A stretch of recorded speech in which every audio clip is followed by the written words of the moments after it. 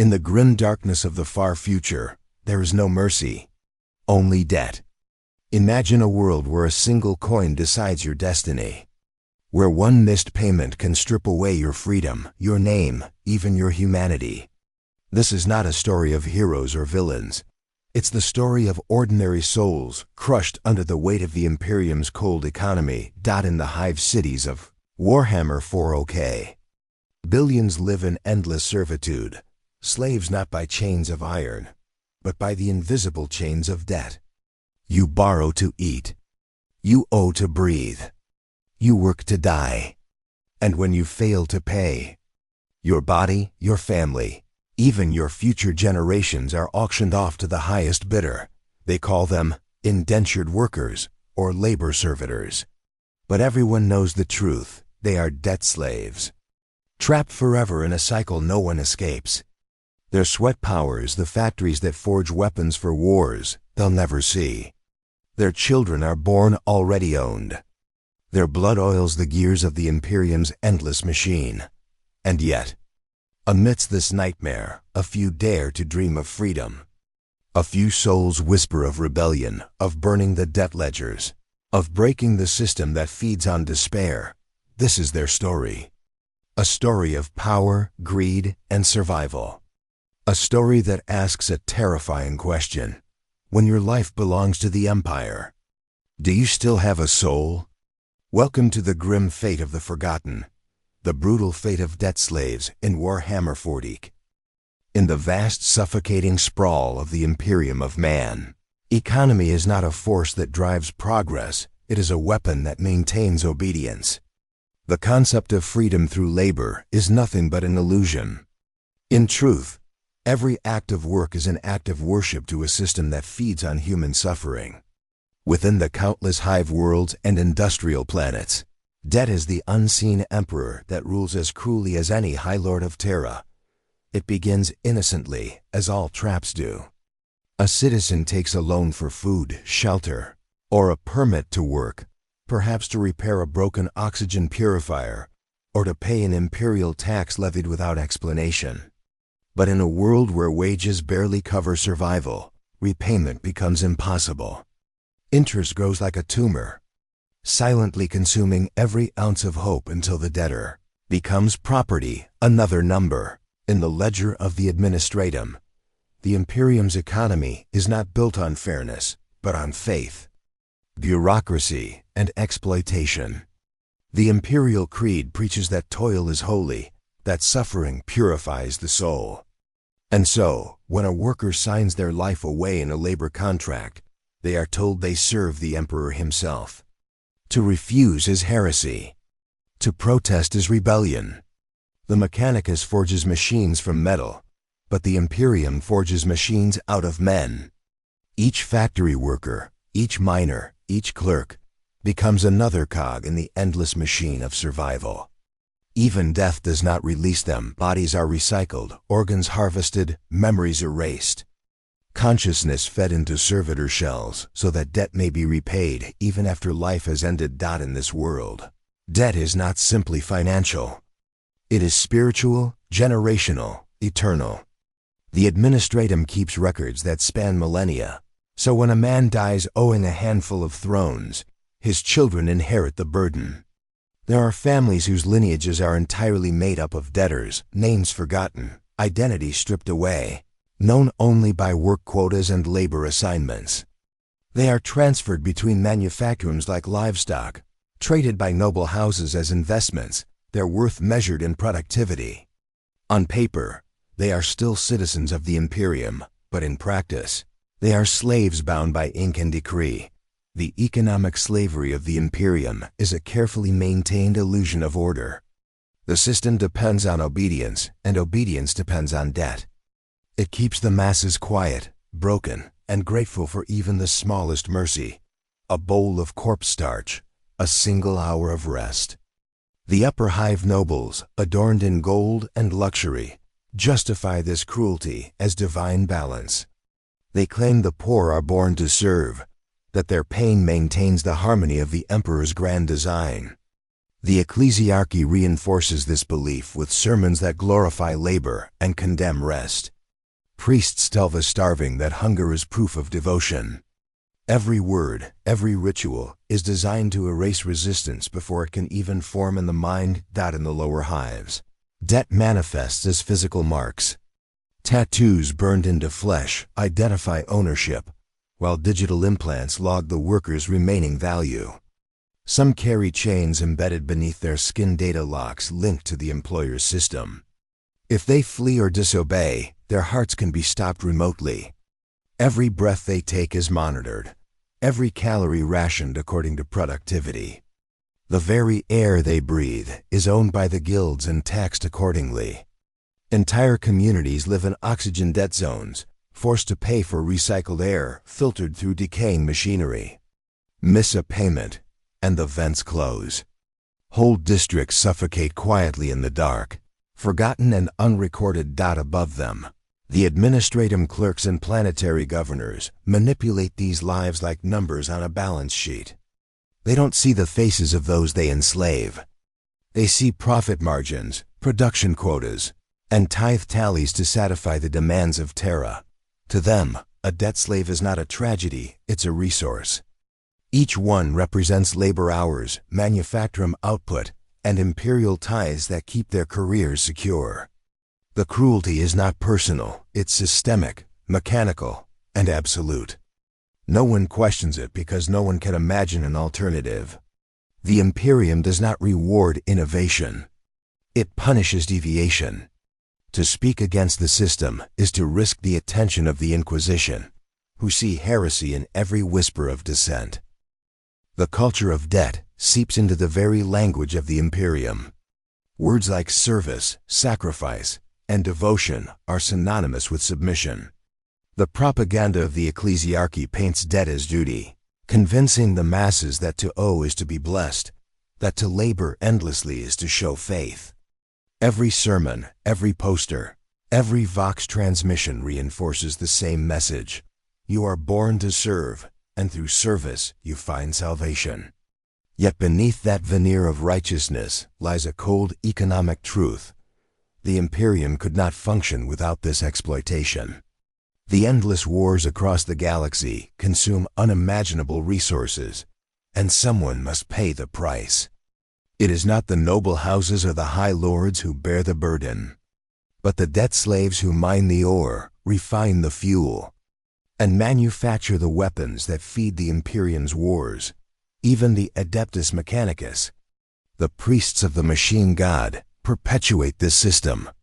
They see humans as imperfect components in a divine engine. To them, flesh is weak, and replacing it with metal is a sacred act. When a debt slave becomes too broken to work, their body is often repurposed. Limbs are replaced with mechanical appendages, minds reduced to simple commands. These half-human creatures' servitors continue to labor long after their humanity has been erased. Their transformation is not seen as punishment, but as efficiency. It is said that in some manufactorums, the same family line has worked for hundreds of years, each generation reduced further until only a sliver of human consciousness remains, endlessly operating the same machine that once killed their ancestors. The tragedy of this system is that it sustains itself through faith and fear. Most debtors never imagine freedom because they have never seen it. They believe their suffering is necessary for the Imperium's survival, that the Emperor himself demands their labor. Hope becomes heresy. To dream of more is to invite punishment. Overseers and enforcers ensure this cycle remains unbroken using electro-whips, ration control, and public executions as reminders of what defiance costs. Occasionally, a worker disappears after a whispered complaint. The next day, their face appears on a wall screen as an example. Debtor redeemed through service. No one asks where they went. Everyone knows the truth. They've been fed into the machine, body and soul. Yet the cruelty is not driven by malice alone. It is driven by necessity, or what the Imperium calls necessity. The bureaucracy is so vast, so bloated, that it cannot afford compassion. Compassion slows production. Mercy reduces efficiency. In the eyes of the administratum, a dead worker is less useful than a living one, but both are expendable. As long as the numbers balance, as long as the quotas are met, the gears of the Imperium continue to turn. Planets are stripped bare, populations consumed, and when one world falls silent from exhaustion, another is colonized to replace it. Debt is the silent weapon of control, more powerful than chains or guns. It teaches submission without violence, despair without rebellion. A debtor will work themselves to death, believing they are serving a higher cause. And when they finally collapse, their children will take their place, inheriting the same endless servitude wrapped in the language of duty. The Imperium's greatest achievement is not its starships or its armies. It is the illusion that slavery is sacred.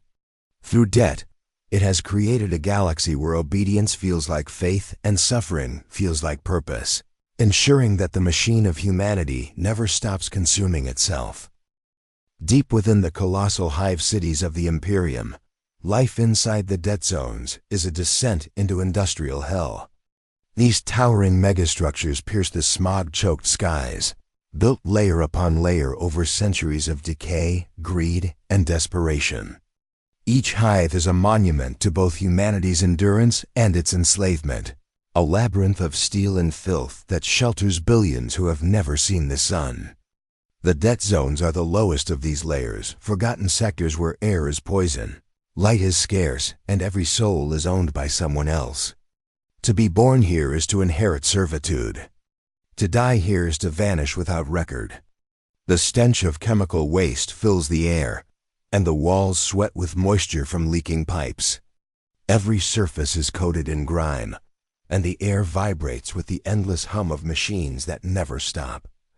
The people of these zones are pale from the lack of light, their bodies thin and hunched from years of labor. They live packed together in rusted hab blocks where 10 families may share a single room.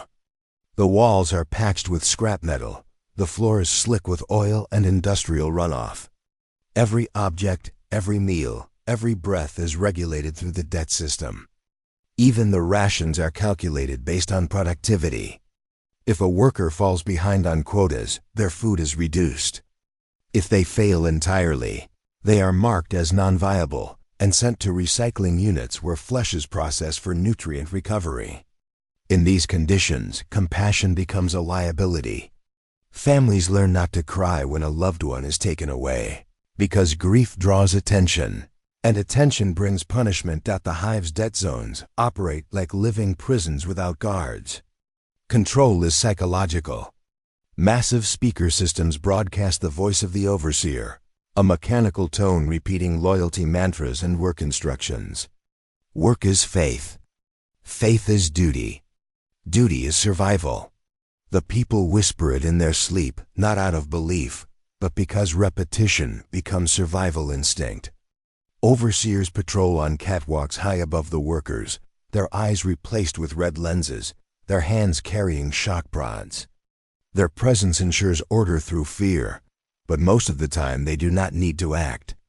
The debt itself is enough to enslave minds.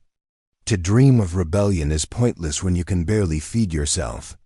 The thought of escaping to the upper hives is laughable. Those who try are captured by guild enforcers.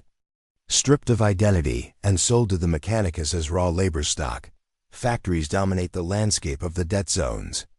Each manufactorum is a labyrinth of assembly lines stretching into the darkness, filled with the clang of machines and the hiss of steam vents.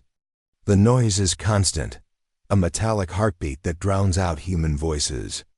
Workers labor for 18 hours a cycle, assembling weapons, ammunition, or machine parts destined for wars they will never witness. Their hands are calloused and burned, their lungs filled with metallic dust. They wear the same uniforms, gray, stained, and marked with their debt identification code. Each code is linked to a central system that tracks productivity in real time. Those whose numbers drop too low are seized by servitor harvesters that roam the aisles, dragging the unfit to the reclamation units. No one looks when it happens. No one speaks. The machine takes what it needs, and the line continues moving. Life outside the factories is no less cruel. The streets of the debt zones are narrow and filled with perpetual smoke from broken exhaust vents. Makeshift markets sell scraps of machine parts and ration substitutes made from recycled biomass. Every trade is recorded by the guild, every transaction taxed. The people know nothing of currency as we understand it. Instead, they trade labor hours, oxygen credits, and water rights. Debt is the only constant value, a number burned into their identity chips. Children are fitted with implants at birth, their records immediately tied to their parents' debts. Some are taken away by the administratum for re-education, which often means decades of servitude in another hive or off-world labor camps. The ones who remain grow up learning how to survive in the shadows, scavenging broken tools, siphoning power from forgotten conduits, and praying to the Emperor for a death that comes quickly. There's no night or day in the debt zones. Only shifts marked by the dimming and brightening of industrial lights. Sleep is a luxury, often stolen between work cycles while sitting upright on steel floors. The air is thick with pollutants that corrode metal and burn the lungs. Every breath tastes of rust and chemicals. Disease spreads fast in the cramped habs, but medical care is reserved for those who produce the most output. For the rest, the sick are left to rot. When they die, their bodies are collected and processed by the reclamation guilds, their remains used for nutrient paste or organic machine components. Nothing is wasted, not even the dead. Above this misery, propaganda screens display images of the Emperor's golden light, promising salvation to the faithful. Work for the Imperium, the screens proclaim, and your soul will be redeemed. It's a cruel joke, but the people repeat it anyway because belief, no matter how hollow, is the only comfort they have left. Sometimes, missionaries from the upper levels descend to preach sermons about duty and divine purpose. They speak of honor, sacrifice, and loyalty, never realizing that the crowd before them is too hungry to care. When the sermons end, the priests are escorted back to their transports, and the people return to their labor as if nothing happened. The light fades, and the darkness returns. The enforcers of the debt system move silently through the streets, wearing armor marked with the sigils of the local guilds. Their visors glow crimson, and their boots echo like thunder against the steel walkways. They enforce quotas with electro-whips and shock rifles, dragging debtors who fail to meet production goals into public squares for punishment. Sometimes, entire families are executed to inspire productivity. Other times, offenders are branded with new debt marks, tattoos of shame that glow faintly under ultraviolet light, ensuring that no one will hire them again. The sight of punishment keeps the rest compliant. Hope is the most dangerous currency in the hive, and the system ensures there is none to trade. The environment itself reflects the decay of the people. Toxic runoff from manufacturums seeps into the water supply, turning the underground rivers into acidic sludge. Mutations are common among children born in these areas, extra limbs, pale eyes, or twisted bones from chemical exposure. The administratum classifies these defects as acceptable losses. Occasionally, the adeptus mechanicus will appear, harvesting the most physically altered individuals for experimentation or servitor conversion. No one questions it. No one can. The guildmasters say it's an honor to serve the Emperor in any form, even as a machine. And yet, despite all this, life in the debt zones continues. People still cling to fragments of humanity. They form small groups called familia, bound not by blood, but by shared labor contracts. They share stolen food, whispered stories, and secret prayers to forgotten saints. In the lowest depths, graffiti covers the walls, not slogans of rebellion, but desperate messages. Remember us. We once had names. Sometimes the overseers erase them, but they always return.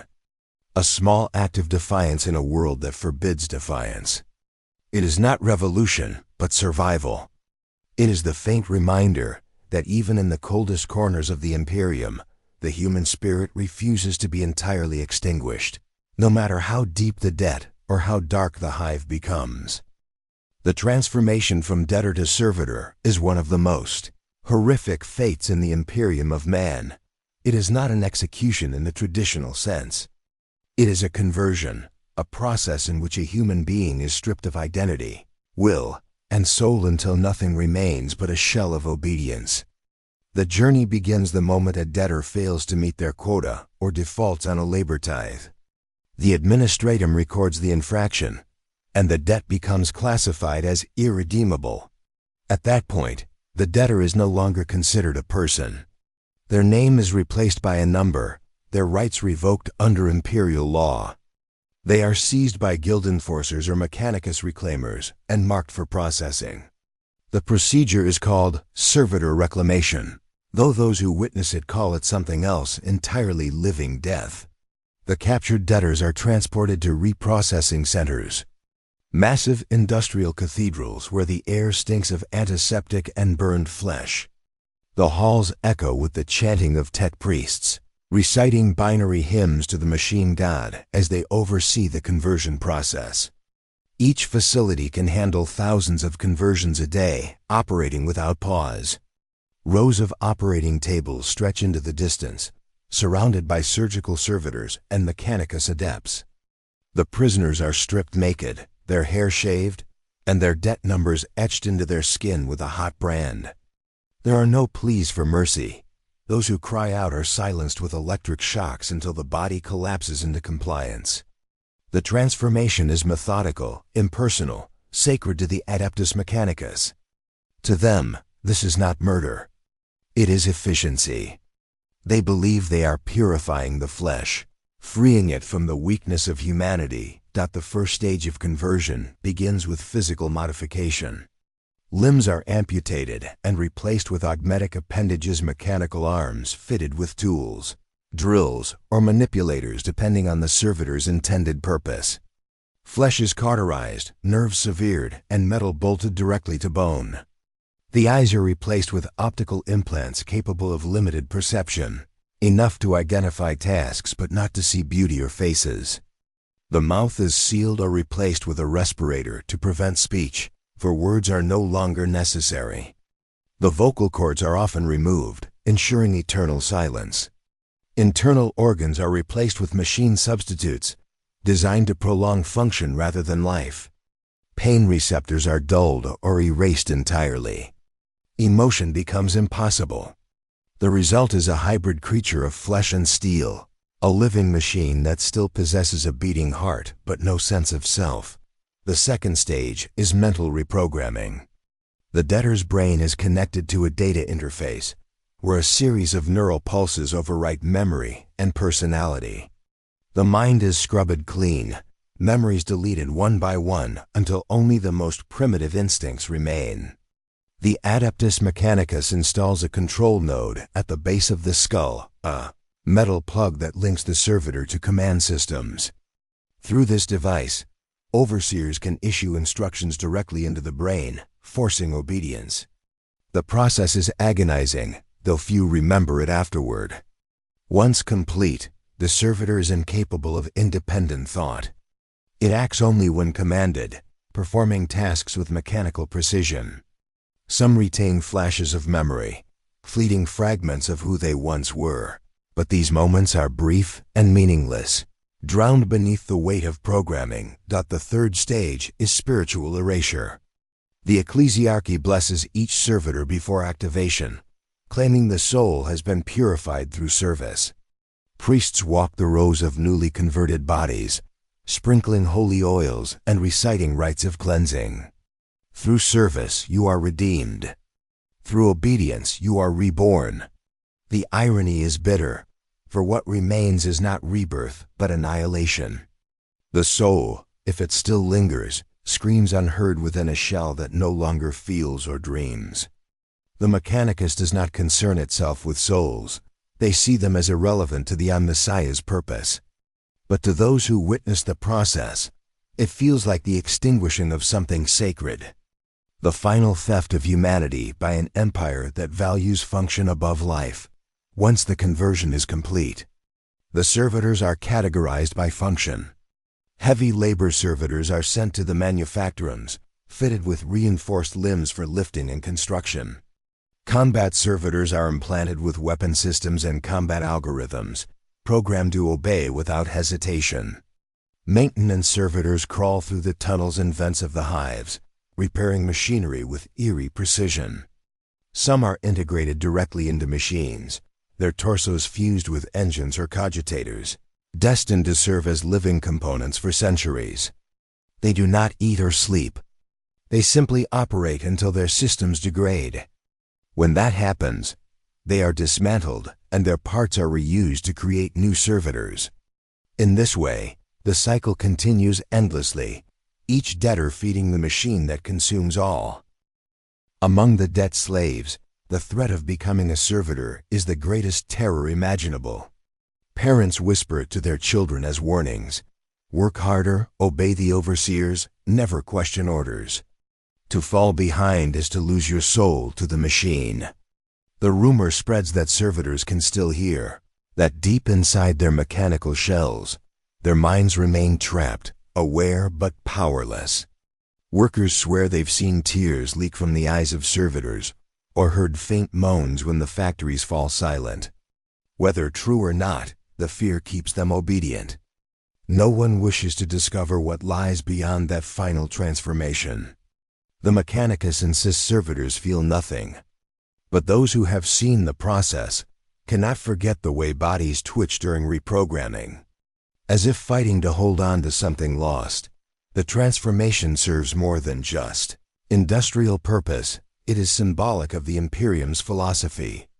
It embodies the belief that individuals exist only to serve the greater whole, that personal identity is irrelevant compared to duty. The debtors, once human, are reshaped into perfect tools of obedience, incapable of rebellion or emotion.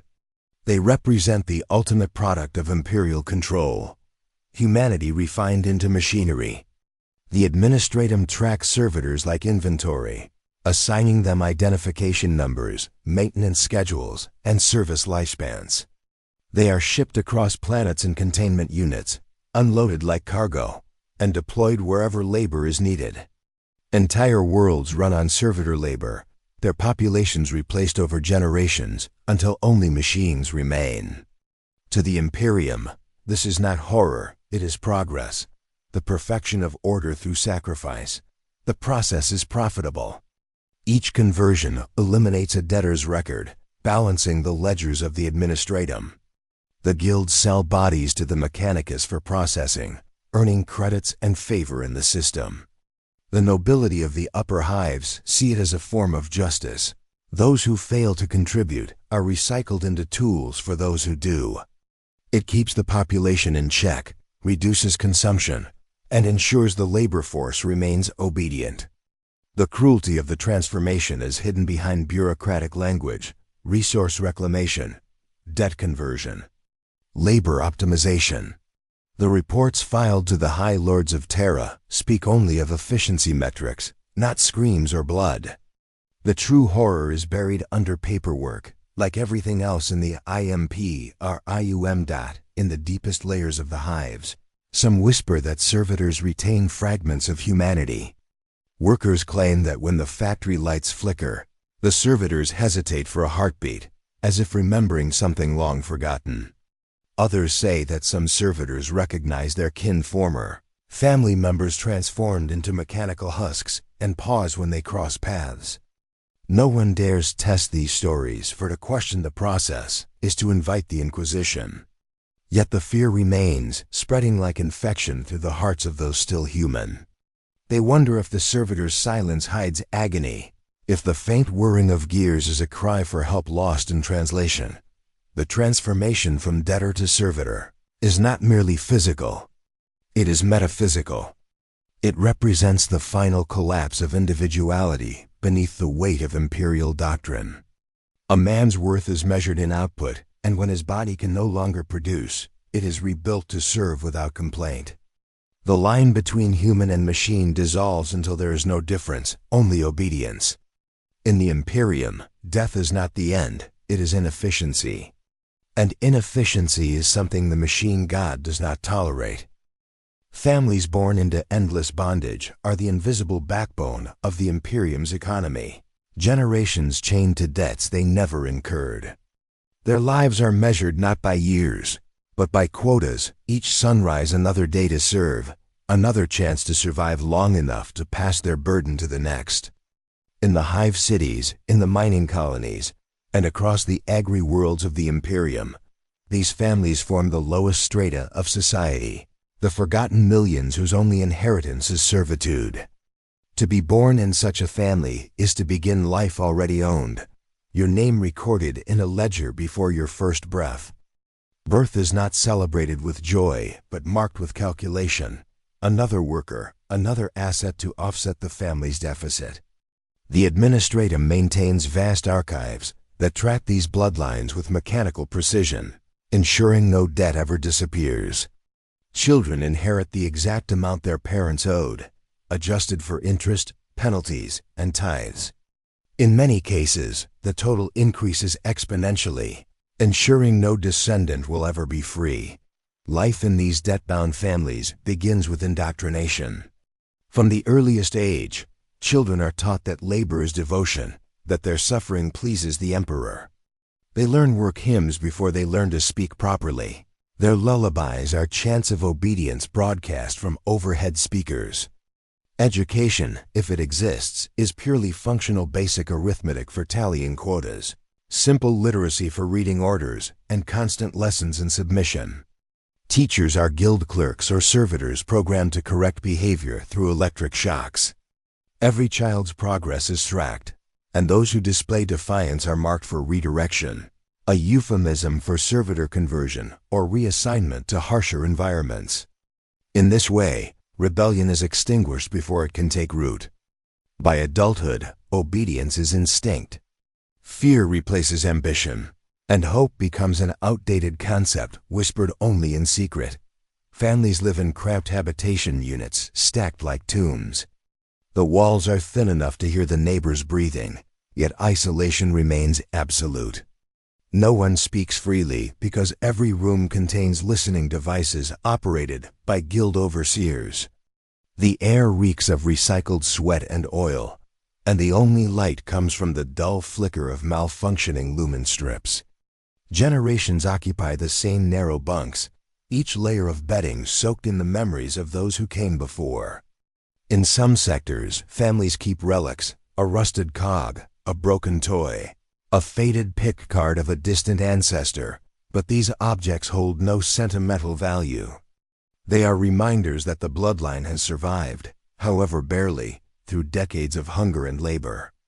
To lose such a relic is to lose proof of existence, for names and faces blur together in the records of the debt rolls. Identity is collective, not individual. Each generation blends into the next like shadows, merging in the dark. The debt system enforces its grip through ritual as much as law. Every month, families gather in front of local administratum shrines to make their devotional tithe. They kneel before the image of the emperor, offering what little they possess, tokens, labor credits, even blood samples to demonstrate loyalty. Overseers read aloud the family's debt balance, and if the numbers have not improved, punishments follow. Sometimes rations are cut. Sometimes a family member is taken as collateral. The priests tell them this is mercy, that their sacrifice ensures spiritual cleansing. The people believe because belief is easier than despair. When a child is taken away, the family chants prayers until the crying stops, their words trembling but steady, because to protest would invite collective punishment. The system turns love into weakness, compassion into sin. Parents teach their children not to cry, not to question, not to dream. The older generations remember fragments of a world before total servitude stories of ancestors who once worked for wages, who could move freely, who chose their tasks. These memories are dangerous. The administratum classifies them as ideological contamination. Anyone caught spreading such tales risks immediate arrest. Yet the stories persist, whispered at night during power blackouts, when the machinery falls silent and the overseers cannot listen. They tell of fields under real sunlight, of laughter unmeasured by quotas, of freedom so distant it sounds mythical. The children listen wide-eyed, half believing, half dismissing it as fantasy. The next morning, they return to work, and the story fades into the fog of exhaustion. But something lingers, a faint flicker of longing buried beneath obedience. The Det families are not allowed to leave their assigned sectors. Movement requires permits that cost more than they will ever earn. Those caught outside their designated areas are branded as deserters and publicly executed, or sent to the Mechanicus for repurposing. In this way, entire generations live and die within the same few square kilometers, never seeing the sky, never stepping beyond the borders of their assigned block. Some families have been confined to the same manufacturum district for over 1,000 years, their ancestors' labor carved into the very walls around them. The guildmasters view this as stability, a reliable workforce, self-replicating and self-contained. It ensures that production never ceases, even as bodies fail and generations pass. The families themselves cling to ritual and superstition as coping mechanisms. They carve symbols of protection into the walls, mix ashes of the dead into ration paste to keep the blood strong, and whisper secret prayers to saints long erased from the ecclesiarchy's records. Some believe that if a family line produces a worker who exceeds all quotas, the emperor will absolve their debt. No one has ever seen this happen, but the myth endures because without it, despair would consume them entirely. The administratum allows these superstitions to flourish because they serve the system false hope, keeps productivity high. Every now and then, a guild official will select a model family to reward by relocating them to a slightly better sector. The news spreads like wildfire, inspiring others to work harder, even though most know the chosen families never truly arrive at their new home.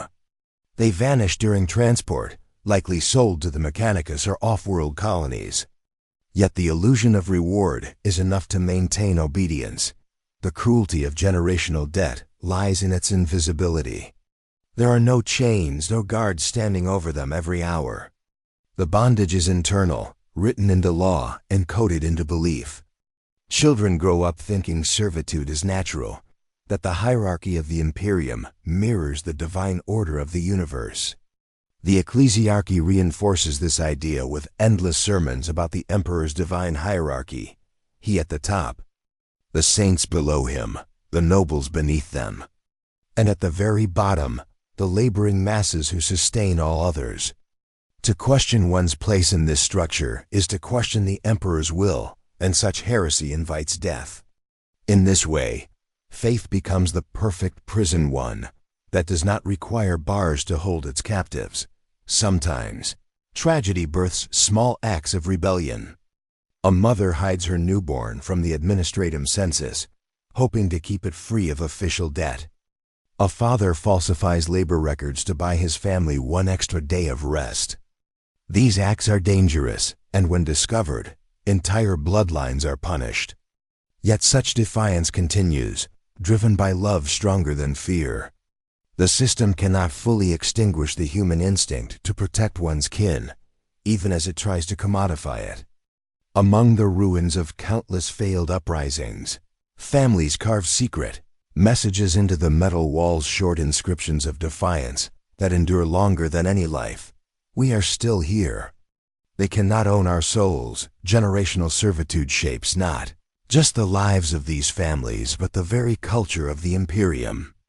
The nobility view them as a necessary underclass, while the middle ranks of clerks and overseers see them as proof of divine justice. The entire system depends on their suffering, yet no one dares acknowledge it. The families become ghosts within the machinery of civilization, seen but not recognized, essential but despised. Over time, their features blur into archetypes of labor: strong backs, calloused hands, hollow eyes. Their individuality dissolves, but their endurance remains. The Imperium thrives because they endure, Because generation after generation accepts their fate without question. Each one born into debt, living for quotas, dying nameless beneath the weight of an empire that has forgotten they were ever human. The hidden rebellion among the enslaved begins not with violence, but with whispers. In the endless corridors of the hive cities, where sound is drowned beneath the hum of machines, rebellion grows in silence. It starts as secret conversations exchanged between exhausted workers during power outages, when the overseer's sensors flicker and the Vox systems go quiet. A single question, spoken in fear and desperation, becomes the spark that spreads from one soul to another. What if we stopped obeying? For most, the thought is madness. The Imperium has crushed rebellions for millennia, reducing entire planets to ash for far less. But in the shadows of the debt zones, where hope has already died, even madness can become a kind of salvation. The seeds of rebellion are planted among those who have nothing left to lose. The forgotten, the maimed, the sick, the old, those who have already seen their loved ones taken for servitor conversion. They no longer pray to the Emperor for deliverance. They whisper to the darkness itself. They gather in the ruins of abandoned manufactorums, their faces covered in soot and rust, their voices trembling with fear and conviction. They call themselves the Uncounted, for the Administratum's records no longer recognize them as alive. The Uncounted are ghosts within the system, the erased workers who have slipped between the cracks of bureaucracy. To the Imperium, they do not exist, and that makes them invisible free in a way that terrifies their oppressors. Their rebellion is not grand or organized at first. It is quiet sabotage machines that mysteriously fail, shipments that vanish, overseers found dead in corridors. The guilds dismiss these incidents as accidents or inefficiency, never suspecting a growing network beneath their feet. The rebels move through maintenance tunnels and waste ducts, guided by workers who know the infrastructure better than any noble ever could. They leave symbols drawn in grease and ash, a broken gear, a black sun, a skull with a missing jaw. To those who understand, these marks mean hope. To outsiders, they mean nothing. The rebellion thrives on anonymity. Every name is false, every face hidden behind masks of cloth and soot. Among them, legends begin to form. Stories of a figure known only as the Debtless spread through the lower levels. Some say he was once a guild overseer who saw his own child marked for servitor processing and turned against the system. Others claim she is a tech priest who rejected the machine god's creed, believing that humanity, not machinery, deserves worship. In truth, no one knows who the Debtless really is, or if such a person exists at all. The name becomes a symbol, a title carried by whoever leads at a given time. To speak it aloud is an act of defiance, a declaration that the system can be resisted. The Debtless is not a person but an idea, a whisper that spreads through generations. Surviving even when the bodies of rebels are reduced to ash, the rebellion's methods are shaped by the world that birthed it. Violence is impossible to sustain when every weapon, every ration, every breath is controlled by the enemy. So the rebels weaponize the one thing the Imperium fears most: knowledge. Among them are scribes who once worked in administrative offices, copying records and debts by hand. They begin altering those records, erasing names, deleting files, creating invisible pockets of freedom. A family's debt disappears overnight, their records corrupted beyond repair. A servitor's identification code is changed, and the machine wanders aimlessly, no longer bound by commands. Every small act weakens the system, turning its own bureaucracy against itself. What begins as isolated resistance evolves into a form of spiritual warfare rebellion. Through corruption of order, faith too becomes a weapon. The ecclesiarchy's sermons that once preached obedience are rewritten in secret gatherings.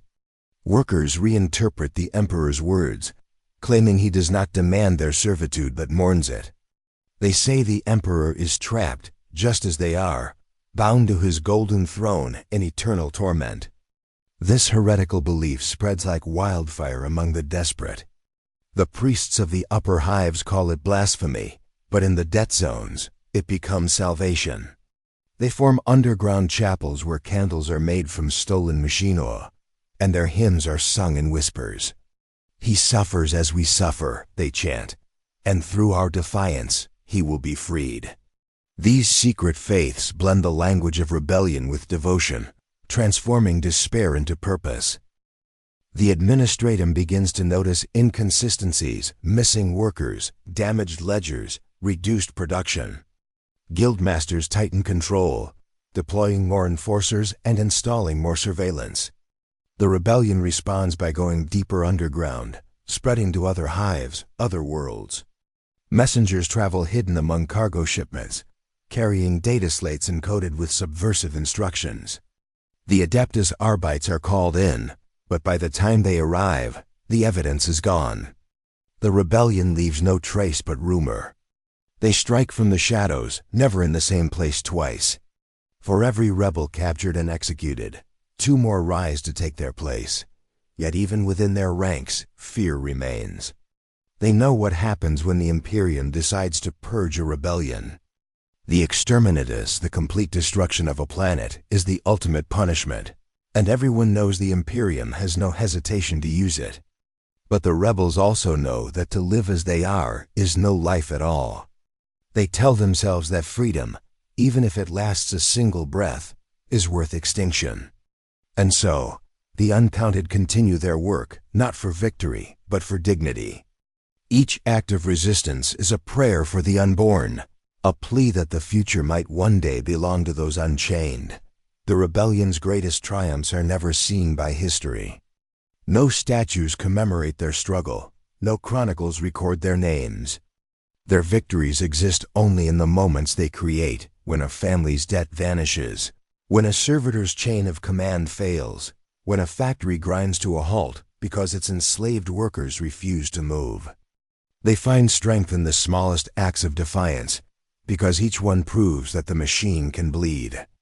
There are moments when entire sectors go dark, when Vox systems fall silent, and for a few fleeting hours, the people breathe unmonitored air. In those rare instants, they feel something they cannot name, something like freedom. Even within the Imperium's vast machine, rebellion is contagious.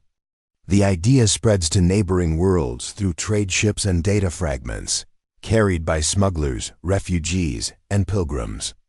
Some worlds suppress it immediately, others are consumed by it. Entire manufactorums rise in revolt, their workers chanting the forbidden creed of the debtless before being drowned in fire. But the Imperium cannot kill an idea. Every purge only fuels the myth further, transforming martyrs into saints. Statues of the Emperor are defaced, their eyes covered with chains to symbolize blindness. In secret places, rebels pray not for victory, but for remembrance, that someone, somewhere, will remember they existed. The rebellion does not always take the form of war. Sometimes it is found in the simple refusal to bow. A worker pauses during prayer and does not speak the final words of submission. A mother tells her child that the Emperor loves them as they are, not for how they serve. A scribe deletes one more record than ordered. Each act is a rebellion of the spirit, invisible but profound. The Imperium cannot see it, cannot measure it, and therefore cannot destroy it. Over time, this quiet resistance becomes something larger than any army. It becomes a culture of defiance, an unspoken network of souls, bound not by command, but by shared pain and stubborn hope. The hidden rebellion among the enslaved exists in every hive, every planet, every corner of the Imperium where debt and despair rule. It is not an army, not a movement. It is a heartbeat, faint but steady, pulsing beneath the weight of tyranny. It survives in silence, in shadows, in whispers passed from parent to child. It lives in the way the oppressed look at one another and recognize the same fire burning quietly behind their eyes. It is the quiet, unending truth that no matter how absolute the chains, there will always be those who dream of breaking them. The moral decay of a system built on debt begins with the illusion of order. The Imperium prides itself on structure, on the unshakable hierarchy that stretches from the Emperor's golden throne to the filth-covered floor of the hive. Every citizen is told their place is sacred, that their suffering fuels humanity's survival. But beneath the surface of this vast empire lies rot so deep it corrodes the very soul of civilization. Debt, once meant to be a measure of exchange, has become the Imperium's lifeblood, an invisible toxin that seeps into every institution, every creed, every act of faith. In the name of efficiency, the Imperium has sanctified cruelty, transforming obligation into eternal punishment. In the administratum, morality has long been replaced by mathematics. Clerks no longer see humans in the ledger's only numbers. A man's worth is a calculation, a sum of his productivity divided by the years he can still serve before his body fails. When his debt surpasses his use, his life becomes forfeit. There is no malice in this process, only cold logic. The scribe stamping his execution order feels nothing. To him, it is just another line in a sea of parchment, another file in an infinite archive. This is how the system maintains its stability, by killing empathy and replacing it with obedience. When compassion becomes inefficiency, the soul of the empire begins to rot. The ecclesiarchy preaches righteousness, but feeds on this same corruption. Priests stand before starving congregations, urging them to embrace their suffering as holy. The emperor tests your faith, they proclaim, as workers collapse in exhaustion. The ecclesiarchy's cathedrals rise high above the slums, built from the tithes of those who can barely afford to eat. Every offering, every candle, every whispered prayer is bought with borrowed credits. The faith of the masses is monetized, their devotion converted into revenue for the church. In this way, even belief itself becomes a debt, a moral transaction between the powerless and the powerful. The more you owe, the holier your sacrifice is deemed to be. The priests themselves are not immune. Many are trapped in their own web of spiritual debt, bound to the doctrines they no longer believe but dare not question. The Mechanicus, too, perpetuates the rot through its worship of machine over man. In their endless pursuit of perfection, they strip away humanity, replacing flesh with steel, thought with programming. The servitor, once a man, is reduced to a tool of efficiency. The tech priests tell themselves it is sacred work, that they are liberating the spirit from the weakness of flesh. But deep within the forges, where screams blend with the hum of machinery, it is clear that this liberation is nothing more than desecration.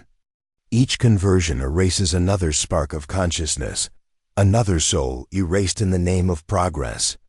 The Mechanicus justifies its cruelty through ritual, reciting blessings as they mutilate their victims.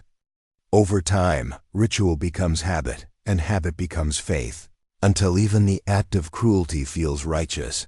Among the nobility, debt is not a curse but a weapon. Planetary governors and merchant lords use it to control entire populations. They lend at impossible rates, knowing that failure to repay means indenture, and indenture means control. They build empires from the misery of the poor, cloaking greed in the language of duty. To them, morality is weakness. Mercy is inefficiency. The noble families of the Imperium attend lavish feasts while their workers starve, telling themselves it is necessary for stability. They see the suffering of the many as the foundation of their order, and in their arrogance, they call this cruelty civilization. What they do not see is that the same debt that enslaves the poor also chains the powerful. Every lord is indebted to another. Every governor bound by the whims of the high lords and the tithe demands of Terra. Even the highest noble serves a master, and that master serves another, until all roads lead back to the throne, a golden monument built upon the bones of the indebted dead. Within this cycle, morality becomes meaningless. Words like justice, faith, and sacrifice lose their value when they are used to justify oppression. Children are raised believing that debt is divine law, that to owe is to serve, and to serve is to live. Generations grow up without understanding what freedom means. They cannot imagine a world without obligation, without guilt, without fear. The psychological decay runs deeper than the physical one. It is a kind of spiritual rot, a corruption of the collective mind. People begin to believe that cruelty is normal, that suffering is deserved, that hierarchy is natural. Once morality becomes synonymous with obedience, evil no longer needs to hide, it becomes the system itself. Even the emperor's image, once a symbol of unity, becomes a justification for exploitation. His name is invoked to bless every act of cruelty. Overseers whip workers in his name. Priests extract tithes in his name. Soldiers execute the starving in his name. The people are told that to question authority is to betray the emperor, and so they obey, even as they are destroyed. The Imperium has turned divinity into propaganda, transforming faith into a cage. The emperor's light still shines, but it is filtered through layers of corruption until it becomes blinding rather than illuminating. Those who look upon it too long lose their sight, seeing only what the system allows them to see. In such a world, guilt becomes currency.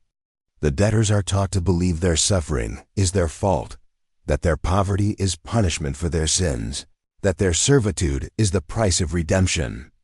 The wealthy, in turn, buy absolution through donation and ritual, believing that generosity can erase cruelty. The entire moral framework of the Imperium is built upon this imbalance. Those who have power purchase forgiveness, while those without it inherit guilt. The ecclesiarchy sells penance, the administratum sells freedom, and the mechanicus sells salvation through metal. The result is a society where morality is not measured by virtue, but by what one can afford to pay. The decay extends even to those who enforce the system. The adeptus arbites, the judges and enforcers of imperial law, begin their service believing they protect order. But as years pass, they learn that justice in the Imperium is not about right or wrong, it is about maintaining control. They execute workers for theft, but never question the nobles who hoard entire warehouses of grain. They burn heretics for blasphemy, but ignore the blasphemy of greed that sustains the empire. The arbites become numb to cruelty, their sense of justice eroded until all that remains is procedure. They do not see the corruption as evil, only as necessary. This is the final stage of decay, when even those who recognize the rot choose to preserve it. Because the alternative is chaos. Across the hive worlds, whispers spread that the emperor weeps, not for the lost souls of humanity, but for what humanity has become. Those who still possess conscience feel it gnawing at them, but conscience has no place in the Imperium. It is a burden, not a virtue. A clerk who questions the morality of an order risks being purged. A priest who preaches compassion risks execution. A tech priest who hesitates before condemning a debtor to servitor conversion risks excommunication. Survival demands silence, and silence breeds complicity.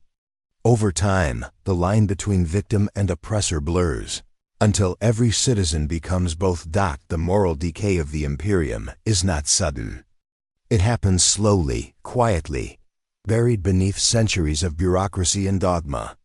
Each generation inherits the sins of the last and calls them tradition. Each act of cruelty is justified by necessity.